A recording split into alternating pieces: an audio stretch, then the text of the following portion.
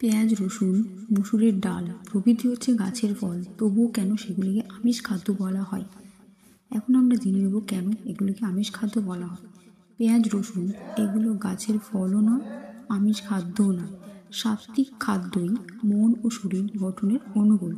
ডিম, মাছ, কচ্ছপ, চিংড়ি, কাঁকড়া, হাঁস, কাক, ছাগল, কুকুর, শূকর, গরু, বাদুড়, মানুষ ইত্যাদি রক্ত মাংসযুক্ত তন্মধ্যে বস্তুকে আহার করাই হচ্ছে সমাজের কুসংস্কার। পেঁয়াজ, রসুন, মসুরের ডাল প্রভৃতি খাদ্য অধিক উত্তেজক বস্তু জেনেও আত্মিক ব্যক্তিরা এগুলি গ্রহণ করতে নিষেধ করেছেন মাত্র।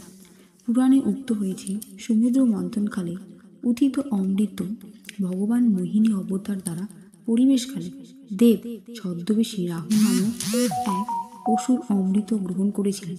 এমন সময় চন্দ্র সূর্যদেবের ইঙ্গিতে মোহিনী অবতার সুদর্শন চক্র দিয়ে রাহুর গলা কেটে দেয়। রাহু অসুরের রক্ত মাটিতে পতিত হলে সেখান থেকে পেঁয়াজ রসুনের জন্ম হয়। তাই পেঁয়াজ রসুন গ্রহণ করলে শরীরে আসরিক ভাব ও উত্তেজনা বৃদ্ধি পায়। সেহেতু এই উত্তেজক পদার্থ ব্যক্তিগণ গ্রহণ করেন না। মনুসংহিতায় পেঁয়াজ রসুন খেতে নিষেধ রয়েছে।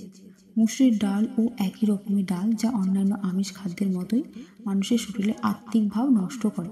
এই জন্য পেঁয়াজ রসুনকে আমিষ খাদ্য বলে বলা হয়েছে।